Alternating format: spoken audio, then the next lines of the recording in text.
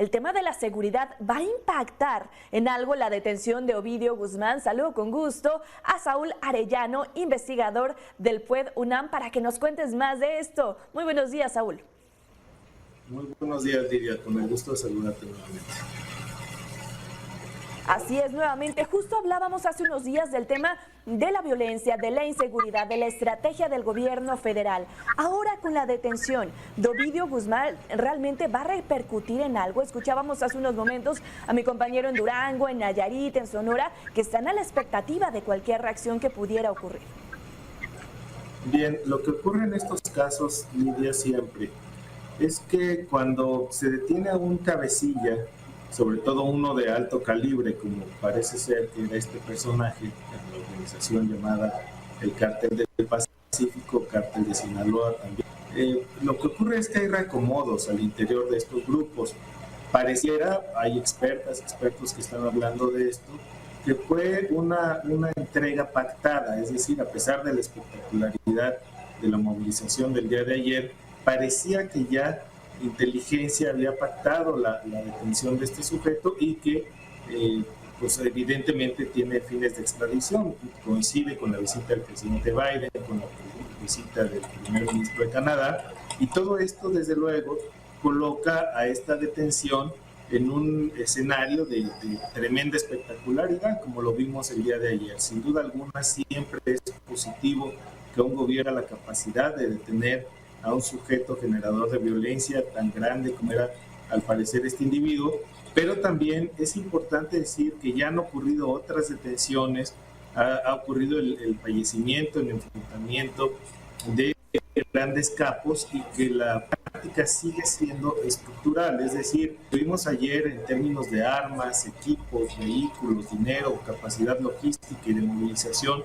pues no va a cambiar con la detención de este personaje. Lo que ocurre, insisto, es el reacomodo, el reajuste de los arreglos de las cadenas de mando al interior de los grupos criminales, y el negocio continúa. Lo que pareciera es que en Sinaloa ya se tenía una serie de disputas, ha venido diciéndose en los últimos años, entre los grupos que integran a este cártel. Se sabe, por lo que se tiene de información, que es el Mayo Zambada, el principal capo que opera en esta organización y que la lidera, y que tienen diferentes ramificaciones y presencia no solamente en el país. No olvidemos que el tema del narcotráfico no es un tema estrictamente nacional, sino que estamos hablando de delincuencia organizada transnacional. Se piensa que el Cártel del Pacífico, el Cártel de Sinaloa, tiene presencia cuando menos en 70 países a nivel internacional. Esto habla del poderío, habla de las cadenas, de las relaciones que tienen a nivel internacional,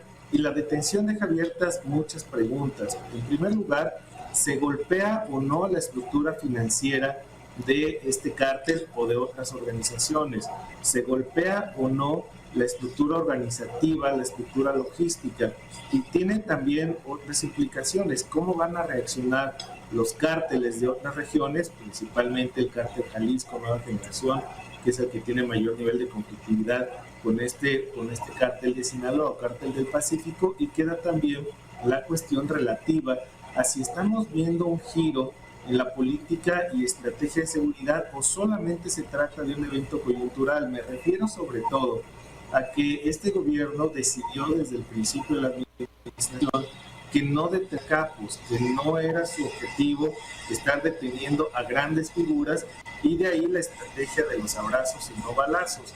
Ahora lo que hemos visto en un solo día, no olvidemos que la fuga del penal de Chihuahua en Ciudad Juárez fue un evento también de una espectacularidad tremenda, y que el día de ayer mismo, en la madrugada también en horas muy tempranas, fue abatido el sujeto apodado como el Neto. Entonces tenemos dos grandes operativos del ejército mexicano.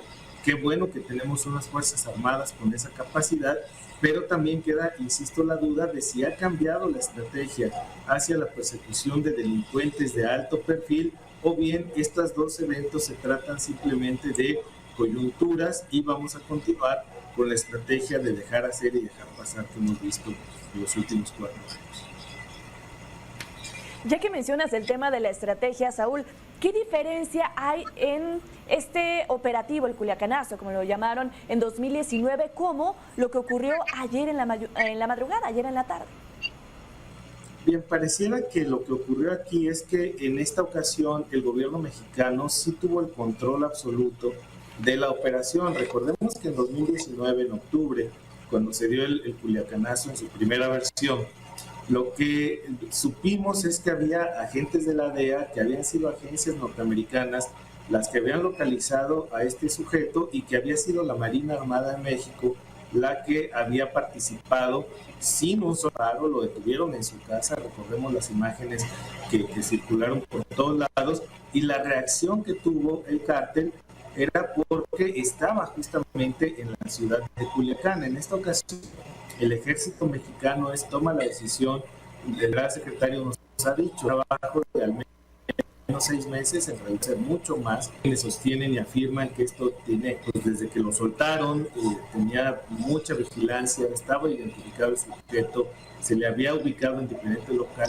localidades, pero para evitar justamente un enfrentamiento del calibre del que vimos ayer, o mayor o peor, pues se le había dejado ir y se había esperado una detención que tuviera efectos no solamente para la estrategia de seguridad, sino también para la estrategia política y de relaciones internacionales, como está ocurriendo en este momento. Entonces lo que diferencia fundamentalmente es el control absoluto, pareciera, de la operación de parte del Estado mexicano, y lo que yo insistiría, quedan muchas preguntas, sobre todo respecto de esta capacidad de despliegue. A mí lo que más me preocupa, junto con otras y otros, es la capacidad logística, control territorial que tienen los grupos organizados, y que lo vimos el día de ayer en de las imágenes cuando se ve la movilización en diferentes localidades.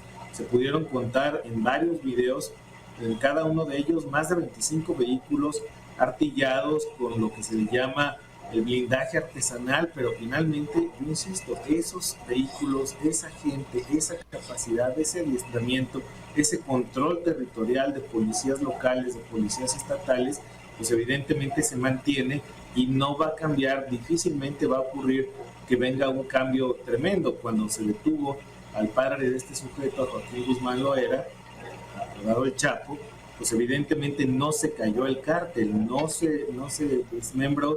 Y es que estamos hablando, insisto, de una corporación gigantesca con enormes recursos, con una estructura financiera y operativa de enorme sofisticación, y evidentemente no va a ocurrir un desmembramiento. Estamos hablando de la que es quizá una de las organizaciones criminales más relevantes a nivel, y digo relevantes por la capacidad de hacer daño a las sociedades, y evidentemente lo que habría que esperar más bien es cómo se reacomoda al interior del cártel y si esto tiene algunas repercusiones en varios estados. Lo que vemos es un recrudecimiento de la violencia, Lidia. En diciembre hubo más homicidios que en noviembre, que había sido uno de los meses con menor número de homicidios en el país.